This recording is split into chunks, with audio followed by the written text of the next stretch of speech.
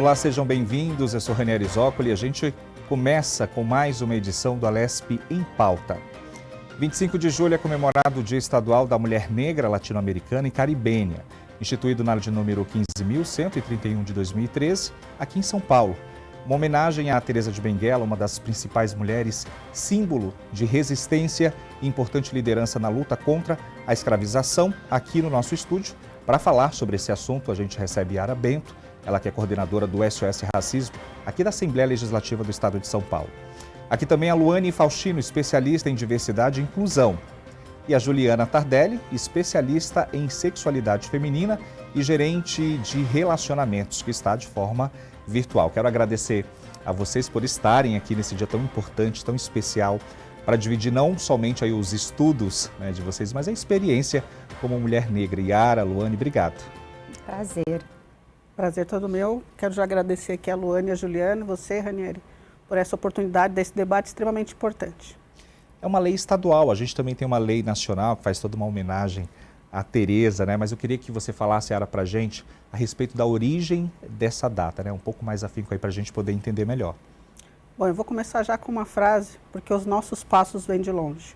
E essa data do dia 25 de julho, ela é comemorada e, na verdade, é um momento de reflexão, né? Das lutas das mulheres negras. São lutas históricas que começou com a reunião, o encontro de mulheres de 32 países que foram fazer essa discussão para que a gente pudesse fazer o enfrentamento e trazer aqui as dificuldades que as mulheres negras passam, tanto na América Latina quanto no Caribe. E aí desse encontro de 32 países, mulheres de 32 países, resultou no encontro na Rede Afro, que hoje a gente tem aqui essa unidade para a gente tratar do 25 de julho. E ao mesmo tempo a gente tem aí Teresa de Benguela, que foi uma das grandes lideranças do Quilombo do Piolho, que liderou mulheres nesse quilombo para poder fazer o enfrentamento. É desde esse período, do período da escravização aqui no Brasil, que as mulheres negras passam por dificuldades e que nós sempre temos que nos colocar à disposição da luta para que possamos sair, inclusive, da base da pirâmide, que é onde ainda permanecemos, apesar de todas as lutas feitas até hoje. E é uma pauta de discussão aqui na casa, obviamente, né? A gente tem essa lei estadual aí que vem de autoria da deputada Alessi Brandão. Queria que você falasse um pouco mais dessa questão, né? De como que isso é importante, trazer esse tema para cá e a gente distribuir para quem está ouvindo e vendo a gente nesse momento, por exemplo. A deputada Alessi Brandão, ela é uma das nossas grandes lideranças. Ela que tem sempre feito aqui um trabalho muito importante de defesa, não só das mulheres negras, inclusive ela foi a segunda mulher a assumir o cargo aqui na Assembleia Legislativa, abrindo espaço para que outras mulheres pudessem assumir essas posições, tanto que nós tivemos nessa legislatura o aumento da representatividade de mulheres negras no Parlamento Paulista. E ela vem apresentando este projeto para que a gente pudesse fazer essa justa homenagem à Teresa de Benguela, mas também reforçar a necessidade da luta e do empoderamento das mulheres, da ocupação dos espaços, sobretudo dos espaços públicos, porque é nesses espaços que a gente faz a discussão e que a gente consegue fazer a transformação da vida de outras mulheres. Então, a Alessi Brandão, ela tem sempre meu respeito e meu carinho, e não só esta lei, mas ela tem tantas outras que dialogam, inclusive, com a questão da religiosidade, que ela traz isso muito forte, muito presente no mandato dela, tanto que o mandato dela é chamado Quilombo da Diversidade. Essa é uma das bandeiras que ela carrega com muito amor e muito carinho. Luane, obrigado mais uma vez. Eu queria que você falasse um pouco desse enfrentamento dessa mulher negra, essa mulher latina, caribenha, né? Que tipo de trabalho você vem acompanhando e desenvolvendo não só aqui no estado de São Paulo, mas a gente sempre fala aqui para o Brasil inteiro, né? Já que a gente tem isso de utilidade pública, de levar conhecimento e fomentar esse assunto para todo mundo que quiser ouvir e ver a gente. Prazer enorme estar aqui, ao lado de duas mulheres potentes negras, né? Essa data, ela representa justamente isso, essa abertura, porque eu posso falar, não sei quanto a vocês, Juliana e Yara, se há 10 anos atrás vocês imaginariam estar numa TV como essa, falando sobre mulheres negras, sobre o espaço que a gente precisa. Então, isso é muito potente. E datas comemorativas como essa, elas servem para isso, para a gente olhar para trás e ver o que a gente não pode repetir e o que a gente precisa conquistar a partir desse ponto, né? Então, é um prazer enorme estar aqui celebrando tudo isso com vocês.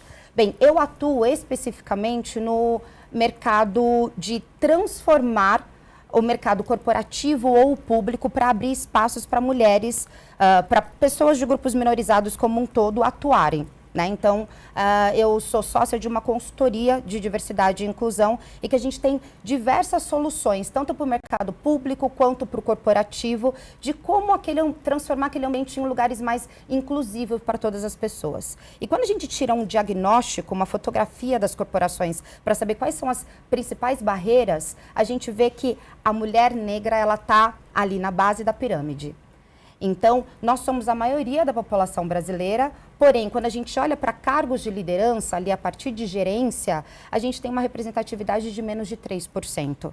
Quando a gente olha para a alta liderança em corporações, a gente não tem representatividade, né? Nós tivemos uma CEO negra no Brasil, a Rachel Maia, que começou fazendo uma carreira lá fora. Se a gente olha para o setor público, continua os mesmos desafios. A gente não tem a representatividade da maioria da população brasileira, né? Então, tem muitas coisas que a gente precisa ainda conquistar. Por isso que datas como essa, elas precisam existir e ser disseminadas.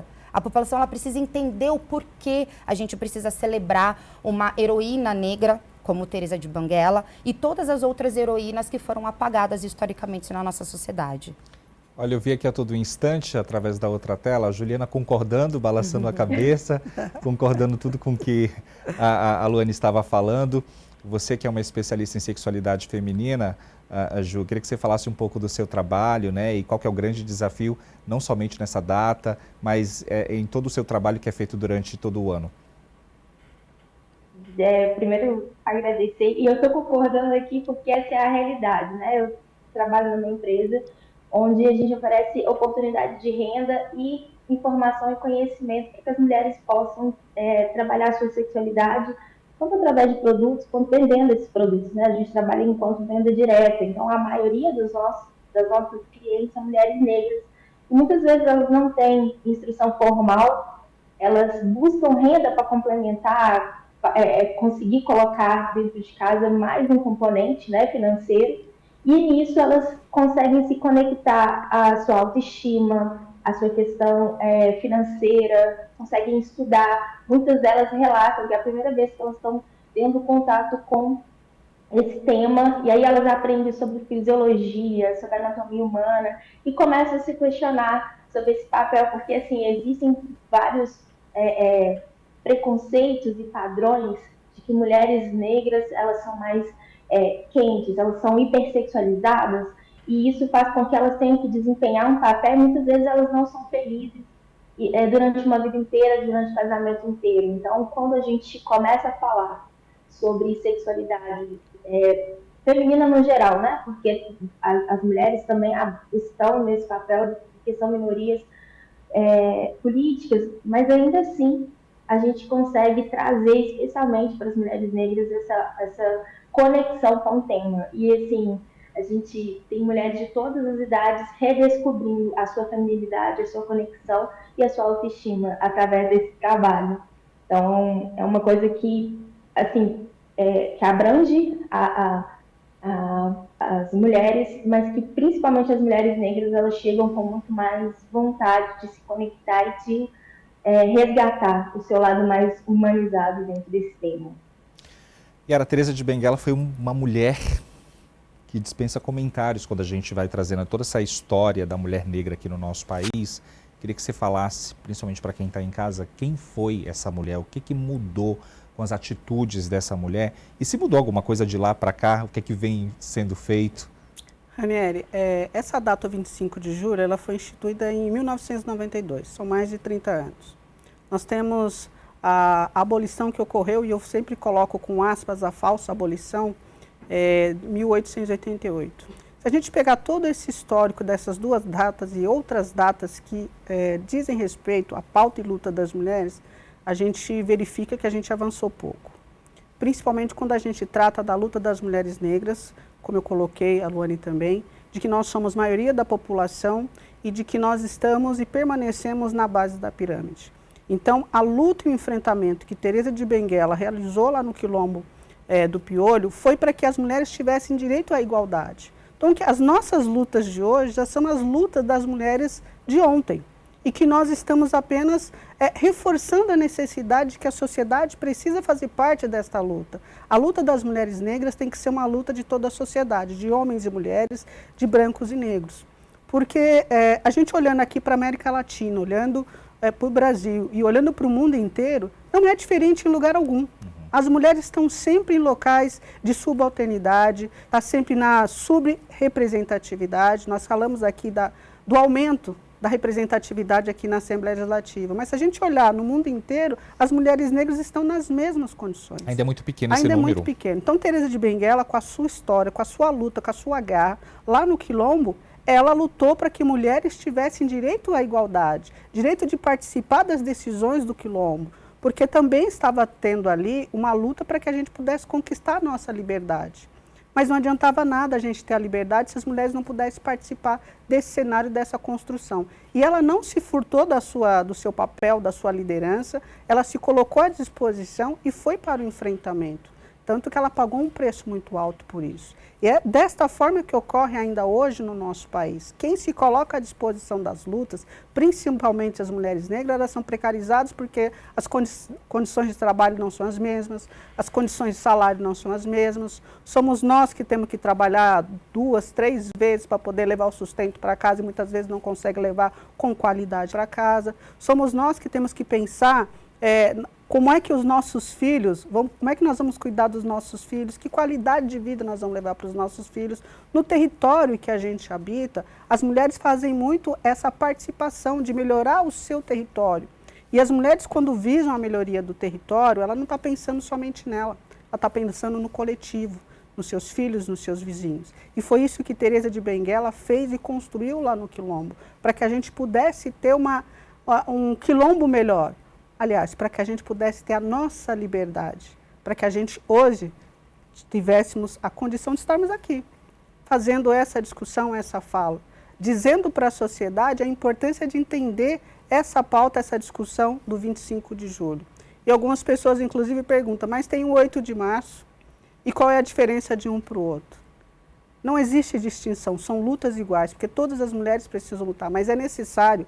Mais uma vez, as mulheres negras, elas permanecem na base da pirâmide e a gente precisa dessa data para poder tratar de temas específicos. A população negra tem especificidades que, se não for tratada, inclusive do ponto de vista de políticas públicas, a gente não vai avançar e não vamos ter um país melhor. Por isso que o 25 de julho é importante, por isso que Teresa de Benguela é uma figura extremamente importante nesse cenário, nessa construção. E quando a gente traz para a nossa realidade, a gente não tem como fugir disso. A gente fala de privilégios. Quando coloca ali uma mulher negra e uma mulher branca, uma do lado da outra, é óbvio que a gente fala de privilégios com relação à mulher branca. Como é que é essa mulher negra que chega para você quando a gente fala ali de mercado de trabalho? Qual que é o principal desafio? O principal desafio é a mulher negra ela conseguir gastar energia para ser quem ela é. Simplesmente para ela conseguir performar ali naquele ambiente de trabalho com tudo que ela tem, simplesmente sendo quem ela é, com a sua individualidade. Então, o mercado de trabalho, ele ainda é muito eurocentrado. Então, quando eu falo eurocentrado, a mulher negra, muitas vezes, como eu, por muitos anos no corporativo, eu tive que gastar a minha energia vital dentro das empresas, das corporações como um todo, para pensar como que devia ser o meu cabelo, como deveria ser a minha vestimenta, como deveria ser o meu tom de voz. Se você estava adequada àquela situação, Exato. Àquele espaço que você convivia. Exato. Nunca me senti pertencente. Então, já teve casos de, puxa, trabalhar numa multinacional que era considerada uma das 5 melhores para se trabalhar no Brasil, e o RH me chamar para falar, a gente quer te dar um feedback e tal, olha, o seu gestor está achando você ótima, só que assim, você já é diferente, então seria interessante você usasse só preto, cinza, deixasse seu cabelo mais baixo. Esse é o feedback formal que o RH me deu.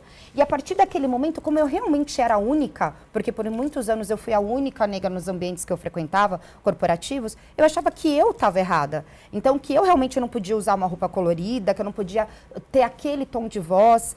Então, isso faz com que essa profissional não consiga performar com o melhor que ela pode performar. Além disso, tem uma outra coisa, a falta de representatividade. O nosso inconsciente, ele fala pra gente que a gente consegue chegar ali aonde a gente consegue se enxergar. Então, se eu nunca vi uma pessoa como eu num cargo de liderança, como que eu posso acreditar que eu posso chegar lá? dificilmente a gente consegue acreditar nisso. Então, se você olha para o topo da pirâmide e daí você só vê ali homens brancos no topo da pirâmide, você acredita que aquele lugar não é para você. Por isso que celebrar uma heroína negra que foi líder, e é muito importante falar que ela foi líder administrativa, econômica. Teresa de Benguela, ela influenciou e institucionalizou a utilizar ferro na agricultura no Quilombo. Então, ela foi inovadora.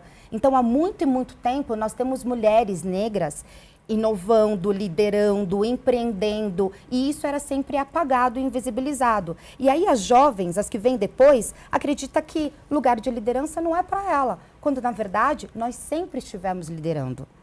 Então, dentro do mercado de trabalho, a grande dificuldade das jovens negras, como eu já fui uma jovem negra no mercado de trabalho, é entender que aquele é um lugar pertencente para você, que você pode ser quem você é. Então, hoje, devido a algumas ações afirmativas, como as cotas universitárias, que hoje nós vemos os resultados, mais de 10 anos depois, que nós vemos mulheres negras formadas, né? Mesmo assim, essas meninas elas não estão sendo absorvidas para o mercado de trabalho. Por quê? As portas não estão abertas para ela.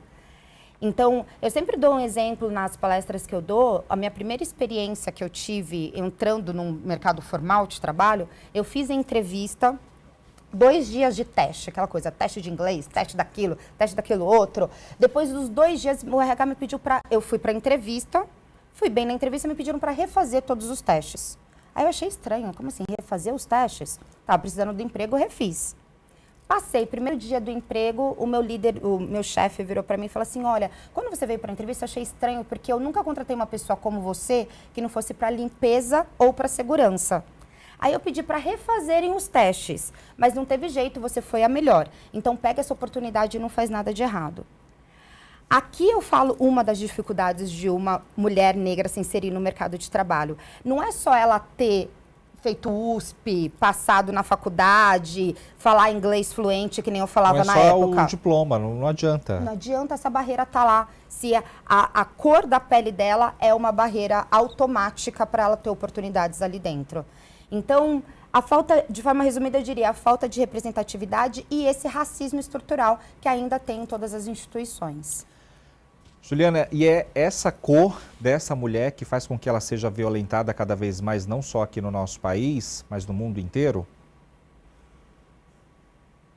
Exatamente, saiu agora no relatório de segurança pública e sempre estamos nessas estatísticas, né? A mulher mais violentada é a mulher negra, é a adolescente negra hoje no Brasil, principalmente por pessoas ao redor. Porque essa humanidade, quando a gente fala de resgate da autoestima, de conexão, essa humanidade é negada para a mulher, ela não é vista ali como um ser, né? A mulher já é objetificada nas relações e quando a mulher negra ainda compõe, né, nessa relação de classe e raça, ela fica ainda mais objetificada e aí ela sofre mais assédio, ela sofre mais abuso e ela está nessa estatística que é muito triste. Então, um dos programas que a gente faz aqui é relatar exatamente o que é violência, o que é abuso, o que é consentimento, mesmo que seja um trabalho inicial ali de educação contínua, para que isso seja multiplicador. A mulher, ela tem essa condição de multiplicar conhecimento, porque, como a gente vê o exemplo de Teresa de Benguela, ela cuida da sua comunidade. Então, principalmente as mulheres negras trazem isso, tem muitas iniciativas no seu entorno. Então, hoje, para a gente trabalha com as mulheres ainda mais, com conceitos ainda mais marginalizados, assim, porque são mulheres que ainda nem tiveram a formação universitária, não conseguem emprego formal e vêm fazer a venda direta como alternativa de renda. E aí, esse entorno dela precisa ser todo estruturado para que ela consiga seguir, porque assim, a gente fala que são mulheres super potentes, mas que com o decorrer da vida, elas foram sofrendo tanta violência, tanto processo de abuso psicológico, físico, sexual, que elas vão se despedaçando. Então, assim, e como a Luana falou, e era também, a gente é potência, a gente sabe que somos líderes, temos muito que contribuir, e muitas vezes a nossa jornada ela é tão fragmentado que a gente não consegue acessar. Então, o acesso é que muda a nossa realidade. Então, isso é muito importante. Eu mesmo, aqui da empresa, muitas mulheres me veem no cargo de gerência e tal, e relatam. É algo que é muito espontâneo de trazer, nossa, eu quero que minha filha tenha uma outra realidade, eu gosto de ver você aí, para poder... e aí, são pequenas coisas, né? Falando também, igual a Alane falou, falando outra língua, é como se tivesse uma oportunidade de realmente fazer uma história diferente. Então, é com isso que a gente se conecta, né? Para poder fazer esse resgate de autoestima, de força mesmo dessa mulher aqui dentro da empresa, principalmente. Yara, acho que além da gente trazer toda essa questão histórica, né, aqui para os telespectadores, né, para quem está ouvindo a gente também através das redes sociais, eu acho que é legal a gente trazer, como a Luane, a Ju trouxe aqui também, os desafios do dia a dia de vocês como mulheres negras, até para servir de inspiração para outras mulheres, né? Alguém se identificar com a história de vocês. Eu quero saber um pouco da tua história, porque você faz um trabalho maravilhoso aqui na Assembleia Legislativa, né? Quando você fala aí de racismo, não só para as mulheres, mas para toda a sociedade. Qual foi o teu grande desafio de chegar até hoje, até aqui? O grande desafio, aliás, mulher negra tem desafio todo dia. Desde o momento que a gente nasce, a gente tem desafio. Quando você vai para a escola, quando você está ali na comunidade, você tem desafio. Eu sou moradora de São Bernardo, da Curva das Pretas e dos Pretos. É um local carinhoso que a gente tem lá de pertencimento da nossa comunidade, porque a grande maioria das pessoas que moram nesse local são pessoas negras. À época, a maioria oriundas de uma região de Minas Gerais. Sou de uma família, minha mãe tinha 8 filhos, mãe solo. Trabalhou bastante, que não é a história diferente da grande maioria das mulheres, para poder conseguir fazer com que seus filhos pudessem avançar e ter condições de se tornar adultos responsáveis. E aí eu venho para o mundo da política, porque eu entendi que era necessário participar para que eu conseguisse transformar a vida da minha comunidade. Então, tinham pequenas coisas, a questão de levar a iluminação pública, do asfaltamento, do acesso à água, do acesso à educação. E aí você vai se engajando nessas lutas para que você consiga melhorar o seu território, a sua localidade, o seu bairro. E aí venho vindo nessa luta até que eu consegui, o deputado Teonírio Barba, que mora no mesmo bairro, aliás, nós moramos na mesma rua, na sua primeira eleição, ele me convidou para que eu pudesse ajudá-lo nessa empreitada. Falei, olha, para a gente é importante, até porque seria o primeiro deputado daquele local, o que para nós é uma grande alegria e satisfação, até porque ele está no 3º mandato e ele é o autor da lei que instituiu aqui no estado de São Paulo o feriado da consciência negra, o 20 de novembro. E a gente vem vindo nessa luta, nesse enfrentamento, e agora no 3º mandato dele ele me convidou para poder assumir aqui a coordenação do SOS Racismo, mas antes de chegar aqui eu militei muito. E milito ainda bastante no MNU, Movimento Negro, finalzinho da década de 80, com a Domaíra e a Ilma, que inclusive foi ali naquele momento que a gente começou a discutir a necessidade da implementação das cotas raciais, a implementação da necessidade de termos o 20 de novembro, da importância do ensino da história da cultura do ensino indígena no currículo escolar, e a gente começa a ver isso frutificar depois de anos. E aí eu venho aqui para o SOS Racismo assumir essa tarefa, que para mim é uma tarefa gratificante, mas gratificante no sentido de saber que eu posso fazer aquilo que eu tanto lutei. Aquilo que eu sempre busquei de transformar a vida da nossa sociedade a partir deste espaço aqui da Assembleia, que a gente constrói políticas públicas, embora não seja este o papel do SOS Racismo, mas sim de subsidiar os nossos parlamentares, todos os parlamentares, para que a gente possa fazer um enfrentamento ao racismo institucional, ao racismo estrutural, para que a gente tenha uma sociedade diferente. Óbvio que a gente lida aqui com parlamentares de diferentes matizes. A gente precisa fazer com que todos os parlamentares entendam a necessidade da população negra do nosso Estado. Que seja da esquerda ou seja da direita, a gente tem um público que depende das políticas públicas que serão apresentadas nesta casa. Então, o SOS Racismo é este órgão que faz a escuta de todas as violências que ocorrem com a população negra, porque podem nos acessar, seja pelo 0800, seja pelo nosso e-mail, ouvindo pessoalmente aqui na Assembleia, para que a gente consiga fazer esse diálogo. Mas esse diálogo também é feito com a interface de diversas outras lideranças, de diversas outras instituições, para que a gente possa qualificar os dados e dizer aos deputados, olha, existe um problema secular aqui no nosso país, no nosso estado, que nós precisamos tratar. É nosso papel, é nossa tarefa, é isso que o SOS Racismo tem que fazer. E assim como já foi colocado aqui, o racismo ele dói e ele mata.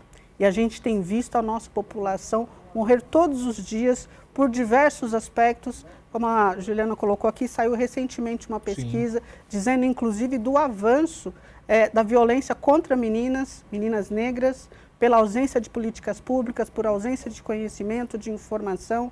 Todas elas são meninas, adolescentes, 13 anos a grande maioria. E o que nós estamos fazendo para proteger as nossas crianças? E mais, a educação que nós sempre falamos é o caminho, é a transformação. E de fato precisa ser, mas essa educação, essa transformação precisa chegar para essa população, para essas meninas, para esses meninos, para os nossos jovens, para os adultos do amanhã. Então o SOS Racismo tem esse papel e eu me sinto com muita responsabilidade de fazer. Então cada vez que eu venho aqui, cada pessoa que eu divido aqui a bancada me fortalece, mas fortalece sobretudo quem está lá fora ouvindo a gente. Fortalece, sobretudo, a nossa população negra, os nossos jovens, as nossas mulheres, mas também para que a gente consiga olhar, na próxima eleição, por exemplo, que a gente tenha muito mais mulheres, muito mais negros aqui na Assembleia Legislativa, falando a nossa língua, sabendo das nossas dores. Porque uma coisa é eu falar, outra coisa, com todo respeito aos parlamentares brancos, mas só a gente sabe das nossas dores, das nossas angústias. Eu ia te perguntar exatamente isso. Será que só eu falando eu vou saber que dor é essa, não é? Porque é muito fácil falar, quando a gente também fala de rede de apoio, que às vezes essas mulheres não têm, em vários sentidos. Mas a gente vai falar sobre isso daqui a pouquinho, viu? O papo tá bom. Mas você pode ser um parceiro nosso. Posso, e sou. Tem muita coisa pra gente falar ainda, viu? A gente vai pro intervalo, a gente volta daqui a pouquinho.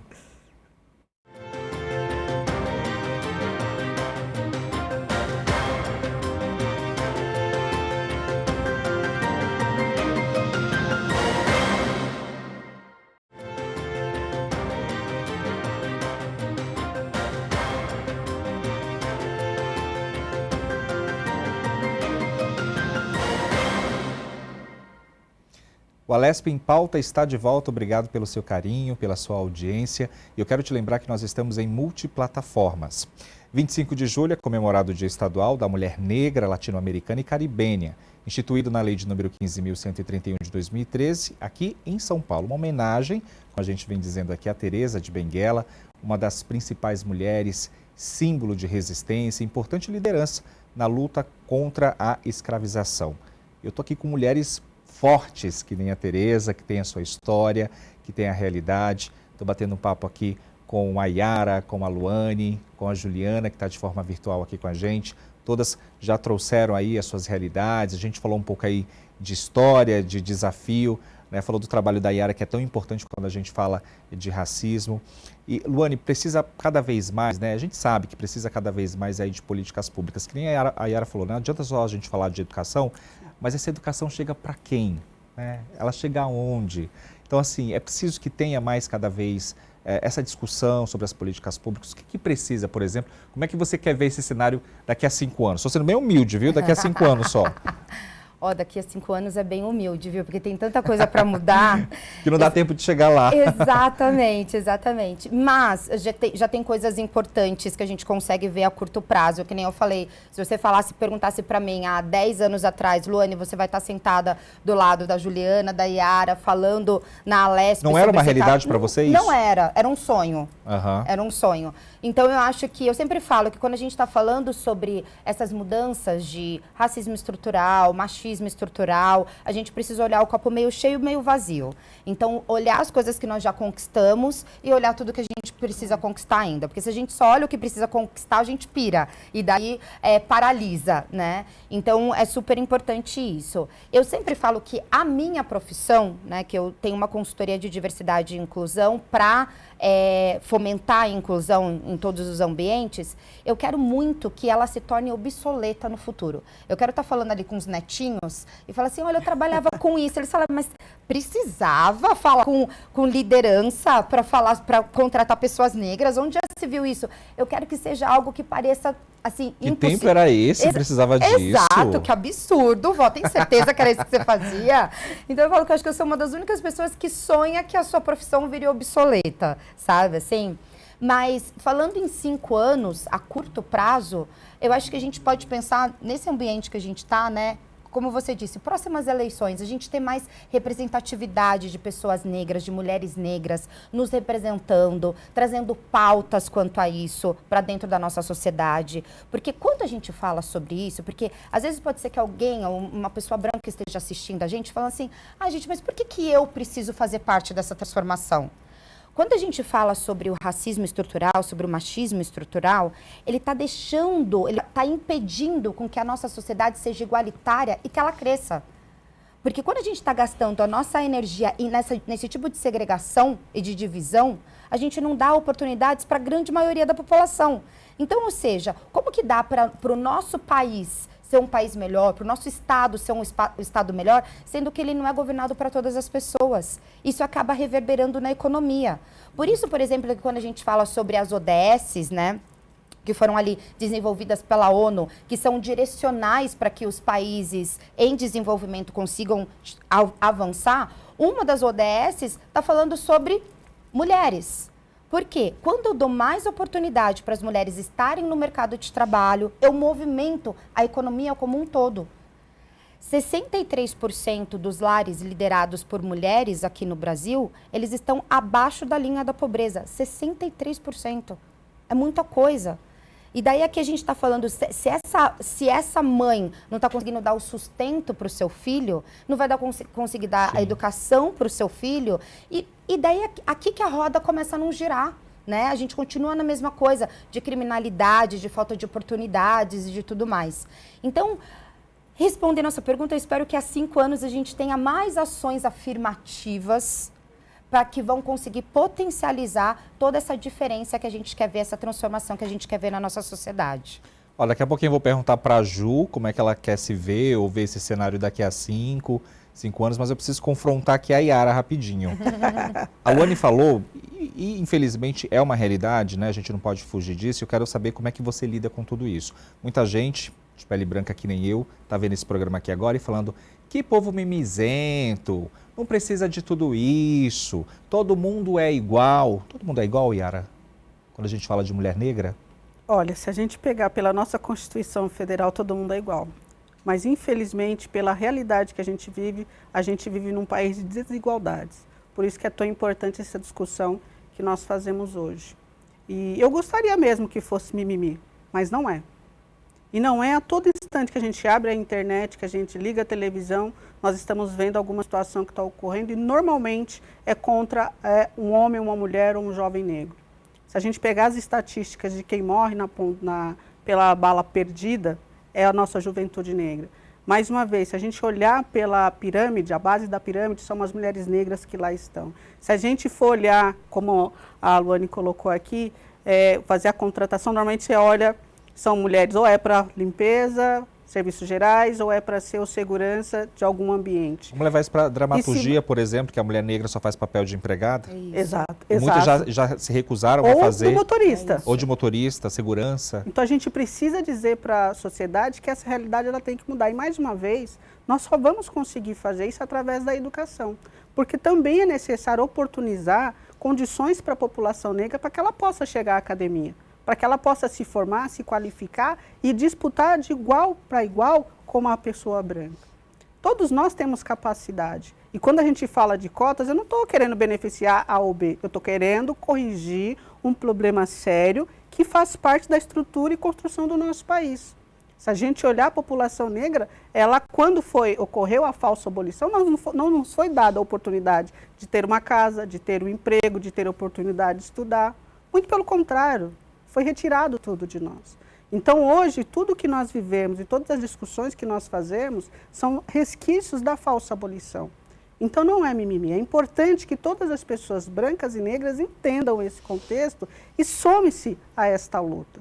Então, nós estaremos aqui, nós estamos no 25 de julho, é importante que a gente tenha pessoas brancas ao nosso lado, nas marchas, nas discussões, no enfrentamento, que as pessoas consigam olhar, observar como é que nós somos tratados, por exemplo, quando a gente vai no supermercado, no shopping. Não é uma pessoa branca que é seguida pelo segurança.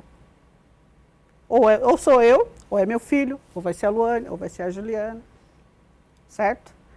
Se a gente procura alguns serviços, nós não vamos ter o atendimento na mesma qualidade que a pessoa branca deve ter. E a gente tem vários exemplos disso, né? De Mais uma vez, mídia. nós tivemos agora os dados da violência. Eu estou aqui com ele aberto, o perfil das vítimas. 88,2% são vítimas do sexo feminino. 61,6% têm até 13 anos. 52,2% são negras. E 76,6% são consideradas vulneráveis. O que é isso? Por mais que a gente tenha avançado em políticas públicas, por mais que a gente tenha construído possibilidades, ainda nós temos uma parcela importante da sociedade que não está sendo atendida por essas políticas públicas. Por isso que é tão importante. A gente falou aqui de eleições, eu não estou falando nem deste ano. Eu estou falando de eleições que decidem o nosso futuro. É agora, é depois, é sempre. E um exemplo claro que nós temos, por exemplo, nós temos nessa legislatura, nós tivemos um problema na legislatura passada com a ex-deputada Isa Pena, né, que foi inclusive televisionado. Nós tivemos um problema com a atual, com a deputada Tainara Faria, aqui, que foi uma violência que ela sofreu aqui na casa.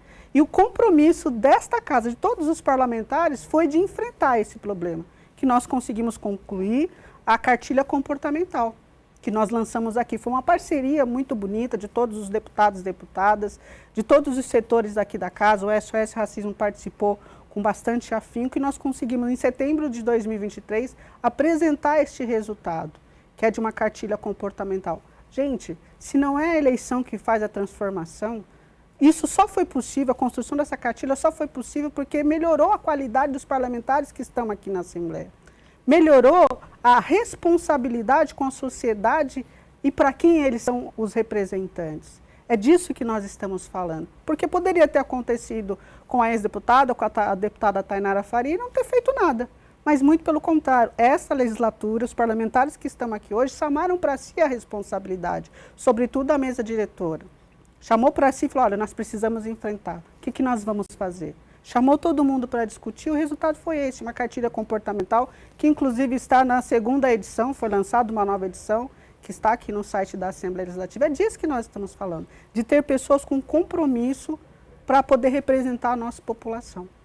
E que venham mais pessoas com representatividade aqui para essa casa, justamente para a gente se sentir próximo a tudo isso. E eu também espero que um dia, assim como a Luane espera que a profissão dela seja obsoleta, eu espero que um dia a gente não tenha que discutir mais o racismo. Justamente. Que a gente, de fato, seja iguais em direitos e oportunidades, como diz a nossa Constituição. Juliana, como é que você quer ver todo esse cenário daqui a 5 anos? Estou curioso.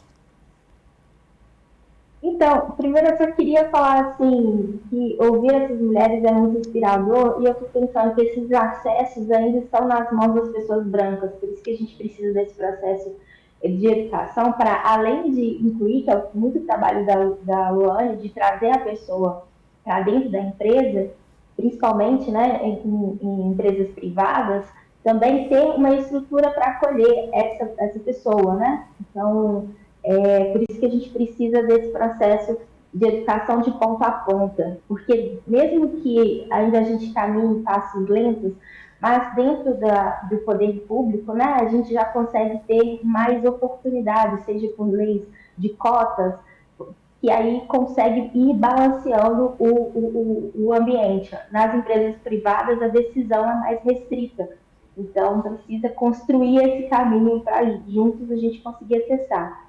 E a Luane falou também sobre as ODS, e uma que me chama muita atenção é sobre a questão, né, já dentro do meu foco de trabalho, sobre saúde e direitos reprodutivos, né? A gente anda muito lentamente em relação a esse tema, e principalmente as mulheres negras são mais vulnerabilizadas, existe dentro da medicina que mulheres aguentam mais a dor. Então, muitas vezes, em processos de obstetrícia, elas recebem menos anestesia.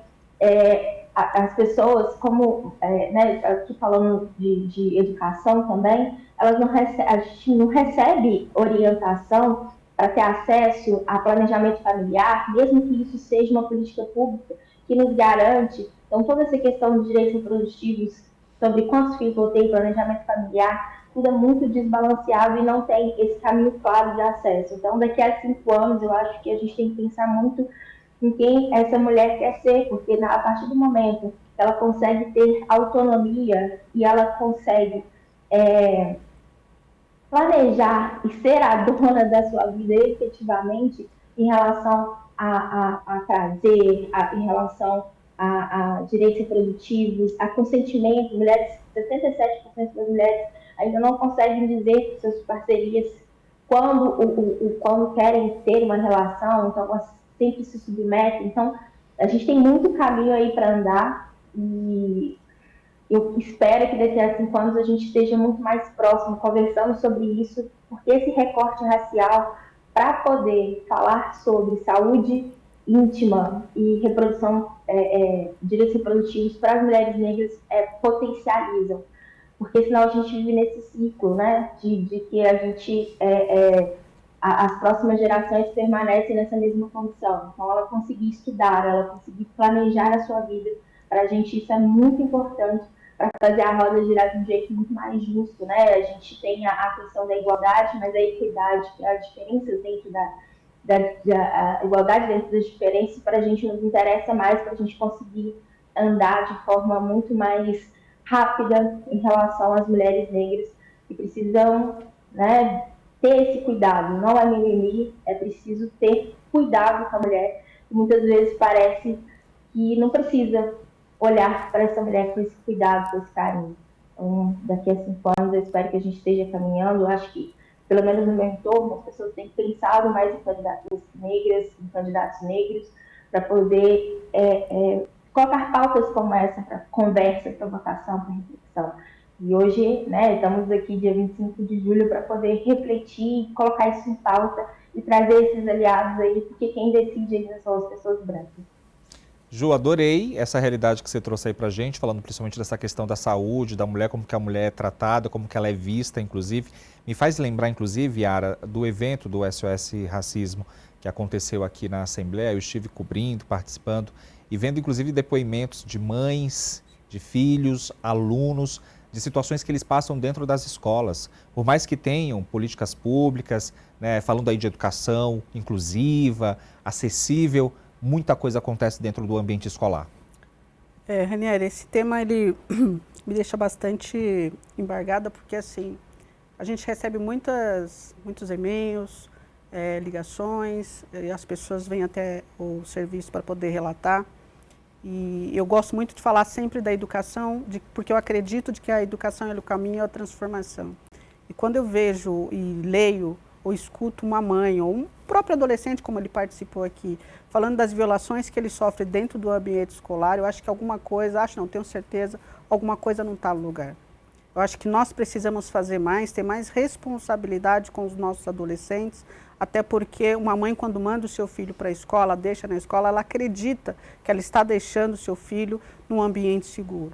E essa violação não deve ser acessado, não deve encontrar oportunidade dentro desse ambiente.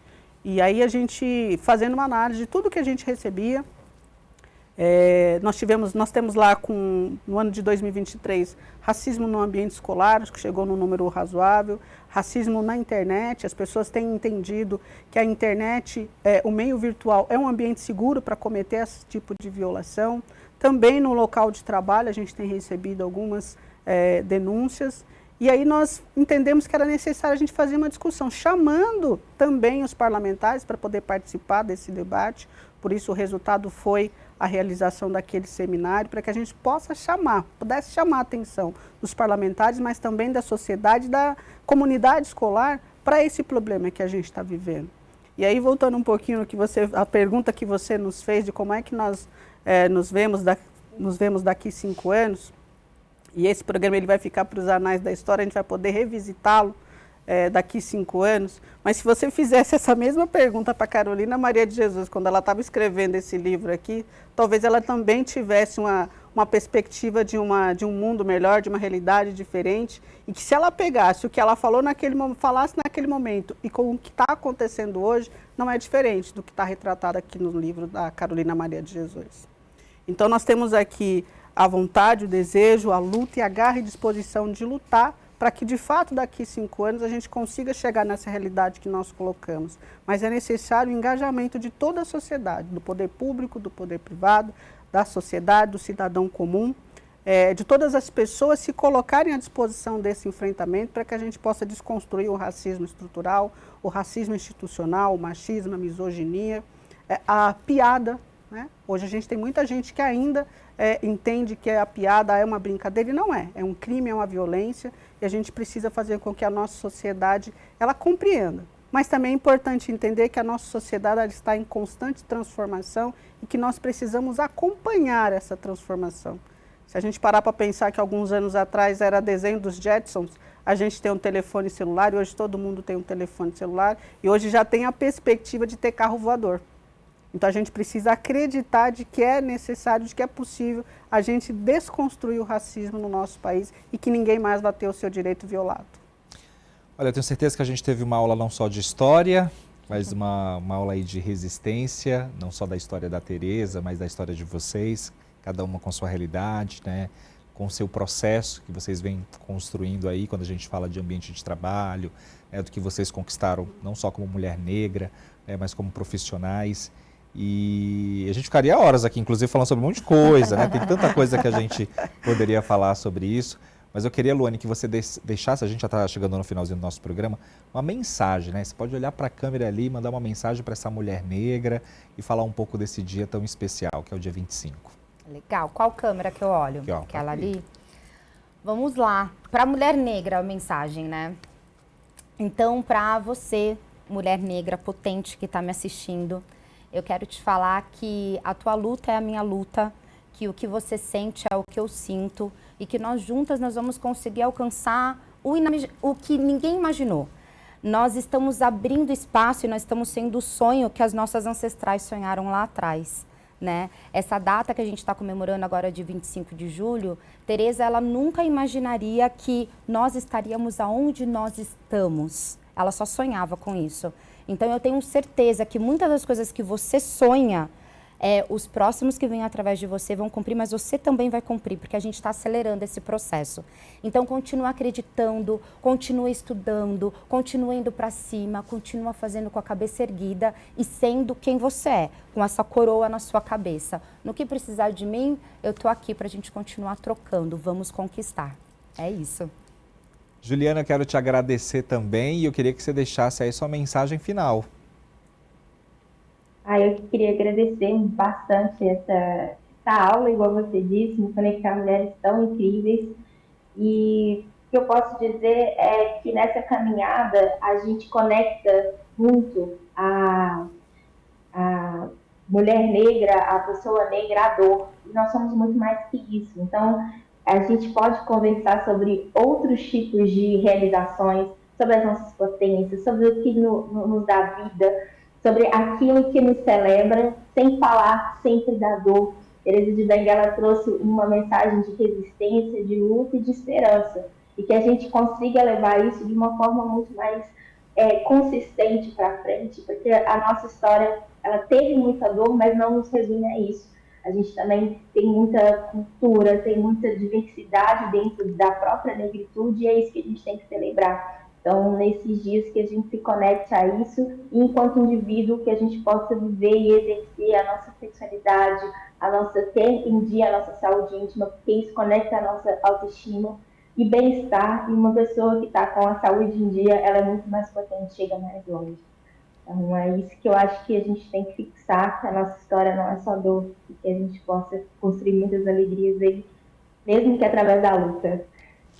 Juliana, parabéns pelo seu trabalho, né? E sempre que tiver alguma novidade que você queira dividir com a gente, estamos aqui, viu?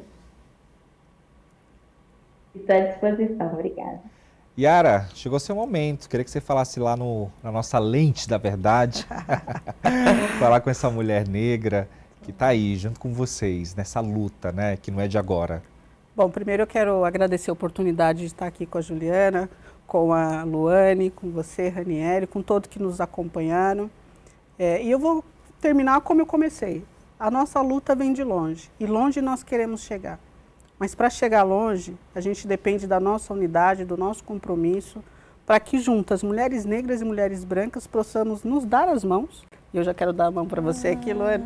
Juliana, sinta a minha mão aí na sua, para que a gente possa fazer a construção, a transformação da nossa sociedade e dizer que é nosso papel de deixar um futuro para os nossos jovens. Mais uma vez, eu acredito muito na educação.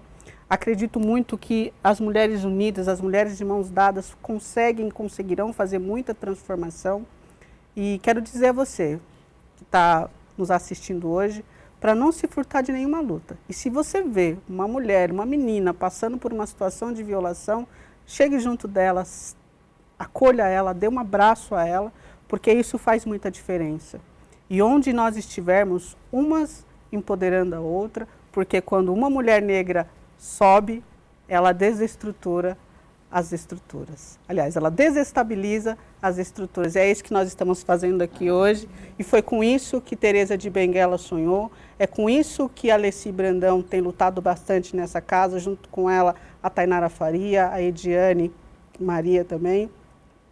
Elas têm lutado bastante para que a gente pudesse fazer esse tipo de compromisso. Mas é com você que está em casa também, que eu quero contar, te encontrar na rua e poder saber que eu consigo ser a representatividade de vocês, mas eu quero me ver em outros espaços, com outras mulheres, vendo que a nossa luta vale a pena. Obrigada. Imagina, parabéns, lindo, sintam-se abraçadas. Que ótimo, né? Parabéns pela luta de vocês.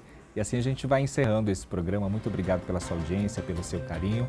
Quero te lembrar mais uma vez, a Rede Alesp está em multiplataformas. É só você acessar as redes sociais e encontrar toda a nossa programação. Muito obrigado pelo seu carinho. Até um próximo encontro. Tchau, tchau.